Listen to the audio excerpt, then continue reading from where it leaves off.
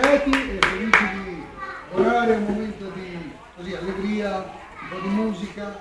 Vi ringraziamo dell'ospitalità. Niente, quando volete chiamate, dite a lui, noi torniamo volentierissimo per suonare per voi. Ma grazie tanto. Vi aspettiamo. Quando volete.